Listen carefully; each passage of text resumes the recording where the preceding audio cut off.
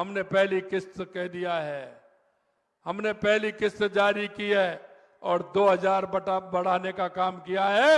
जो किसान को माननीय यशस्वी प्रधानमंत्री जी 6000 रुपए देते थे, हमने उसको राज्य सरकार से 2000 बढ़ाकर 8000 करने का हमने काम किया है, क्योंकि हम किसान का ध्यान रखते हैं। हमने किसान से कहा कि हम समर्थन मूल्य गेहूं का बढ़ाने का काम करेंगे। हमने समर्थन मूल्य भी 2275 से 125 रुपए बढ़ा करके 2400 रुपए करने का काम हमने हमारी विधानसभा के अंदर किया है। यही नहीं मित्रों, हमने कहा कि हम सिलेंडर 450 रुपए में देंगे। राजस्थान के 77 लाख महिलाओं को 1 जनवरी से 450 रुपए में सिलेंडर देने का काम हमारी राजस्थान की सरकार ने किया है। मैं आपसे कहना चाहता हूं मित्रों, हमारी योजना है, जिन योजनाओं को लेकर के हम चले थे, हमने कहा हमारी डबल इंजन की सरकार होगी। राजस्थान की सबसे प्रमुख योजना और पूर्वी राजस्थान के 13 जिलों की प्रमुख योजना, हमने कहा कि यह पूर्वी राजस्थान वो राजस्थान है जो कभी पानी से परेशान रहता था, आज वो पानी के लिए परेशान है। हमारे यहां 3-3, 4-4 नदियां आती थी, रूपारेल आती थी, बाणगंगा आती थी, गंभीर आती थी, हमारे यहां से भी कुकुंद नदी आती थी, लेकिन हमारी सारी नदियां सूख गई। पानी की आवश्यकता, हमने कहा कि हम ईआरसीपी को नया रूप देकर के लाएंगे, केंद्र के सहयोग से लाएंगे। हमने 1.5 महीना नहीं हुआ, 1.25 महीने में ईआरसीपी की योजना बनाते हुए मध्य प्रदेश सरकार से और केंद्र से समझौता करते हुए उसे लागू करने का काम हमने किया है। ये पूर्वी राजस्थान के 13 जिलों के लिए जीवनदायिनी है, जीवनदायिनी है।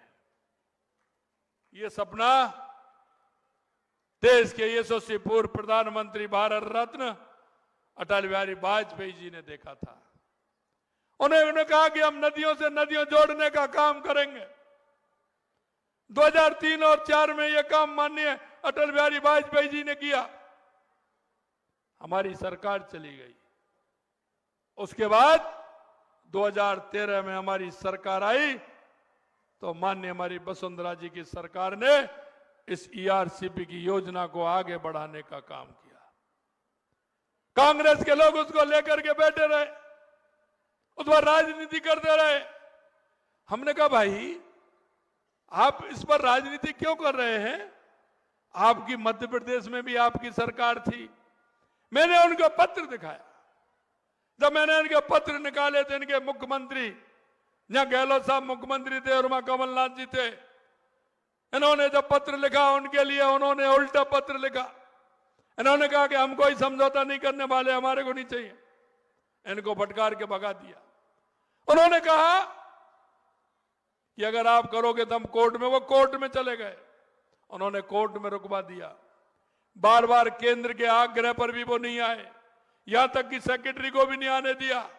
अब हमसे विधानसभा में पूछ रहे हैं आपने कौन सा समझौता किया, ऐसा कर दिया, वैसा कर दिया।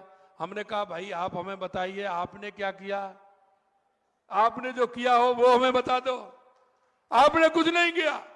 अरे हमने जो हमारा था, जैसा था हमने किया और अब भी हम कर रहे हैं। मैं आपसे कहना चाहता हूं, आदमी की इच्छा शक्ति होती है, पार्टी जो करना चाहती है, सरकार जो करना चाहती है वो करके दिखाती है। हमने कहा कितनी भी बाधा आए, कुछ भी हो, इस पानी को लेकर के आएंगे। हमने हमारे भाई जी को बुलाया, मोहन यादव जी को हमने फोन किया, भाई हमारे 13 जिलों को फायदा होने वाला है। मैंने कहा भाई साहब हम आने वाले हैं। मैंने कहा आज हम दिल्ली आ जाइए, दिल्ली मिलेंगे, दिल्ली चलते हैं। उन्होंने कहा नहीं पहले मैं जयपुर आऊंगा, आपको साथ लेकर के दिल्ली चलूंगा। मैंने कहा ये होता है भाईचारा, ये होता है अपनापन। उन्होंने आए, दिल्ली से जयपुर आए, साथ लेकर के गए और समझौता कराया। मित्रों, मैं कहना चाहता हूं, भारतीय जनता पार्टी की यह सरकार है।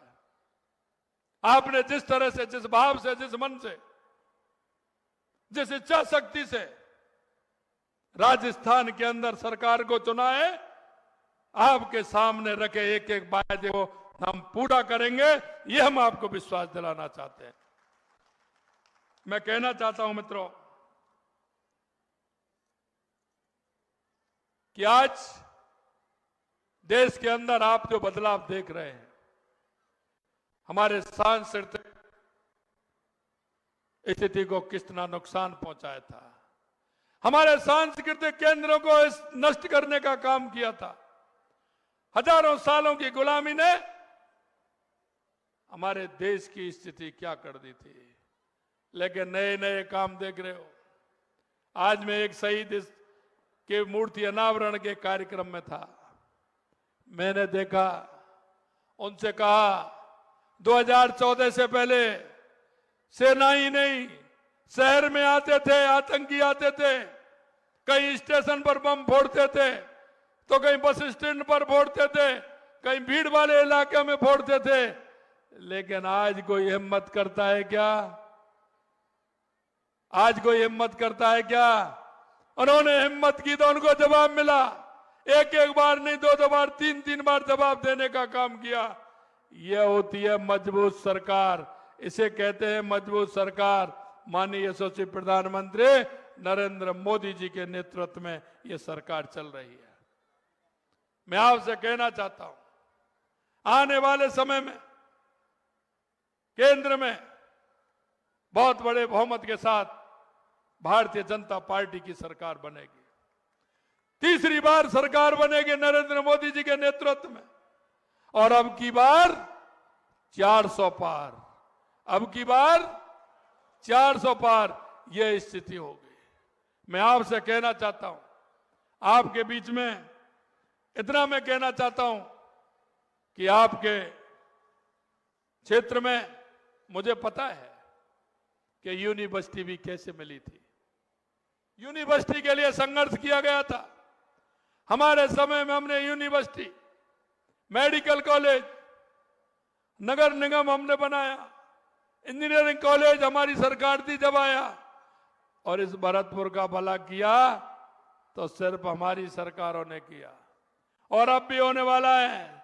आपको मैं कहना चाहता हूं, जिस दिन भरतपुर आया था, आपके बीच में मैं कुछ बात रखी थी मैंने, और मैं ये आपको कहना चाहता हूं, बड़ौदा मेप से नगर, नगर से कुमेर और नदवई के बीच में जाते हुए भरतपुर में एक शानदार हाईवे निकलने वाला है। उसकी डीपीआर बन गई है, अभी पहले ही मंजूर हो जाएगा। सीधा सारस से होकर के आगरे को पकड़ेगा, आप भरतपुर से चलेंगे, उसके लिंक रोड भी जुड़ेगी, इधर मथुरा जाएगी, इधर नदवई होके हाईवे को पकड़ेगी। आप कहीं भी, अब लगता है आपको 1 घंटा अलवर पहुंचने में, आप आधा घंटा 35 मिनट में अलवर पहुंचोगे। वो हाईवे बनने वाला है। मैं आपसे कहना चाहता हूं, आपने जो कहा वो हमारी सरकार ने किया, और आगे भी मैं विश्वास दिलाना चाहता हूं, आगे भी वही करने वाली है। आप काम बताते जाना, हम काम करते जाएंगे, यह हम आपको विश्वास दिलाना चाहते हैं। मैं युवा साथियों से अंत में कहना चाहता हूं, हमारे सभी छात्र और छात्राओं को, मन में विचार करिए, सपना देखिए, सपना वो देखिए जो महाराजा सूरजमल ने देखा था। महाराजा सूरजमल की दृढ़ इच्छा शक्ति और उसके सपनों ने उनको महान बनाया। वो गरीब के हितैषी थे, वो सबको साथ लेकर चलने वाले थे, वो हिंदू धर्म के रक्षक थे, वो सनातन के रक्षक थे। उन्होंने सनातन के खिलाफ जो लड़ने वाले थे उनको सबक सिखाने का काम किया, तो महाराजा सूरजमल ने किया। उनकी जैसी दृढ़ इच्छा लेकर के चले, हम सपने देखें, उन सपनों को पूरा करने के लिए परिश्रम की भी पराकाष्ठा करें। मैं आपको बताना चाहता हूं, जिस दिन परिश्रम की पराकाष्ठा हो जाएगी आप परिश्रम के लिए तैयार हो जाएंगे, आपके सपने पूरे हो जाएंगे। यह मैं आपको विश्वास दिलाना चाहता हूं। आप सभी लोग इतनी बड़ी संख्या में, सभी मेरे को जैसा बताया कि जैसे संबंधित महाविद्यालय है, वहां के सभी बड़ी क्लासों के छात्र छात्रा आए हैं। आप सभी भी इस कार्यक्रम में पधारे हैं। निश्चित रूप से एक साथ इतने सभी लोगों के दर्शन हुए, मैं भाग्यशाली हुआ। मैं एक साथ आप सभी के दर्शन करने का लाभ मुझे इन्होंने दिलवाया। मैं अंत में इतना ही कहना चाहता हूं कि आपके इस क्षेत्र में, आपके भरतपुर जिले में कोई भी बात आएगी, पूरी तरह से पूरा करेंगे।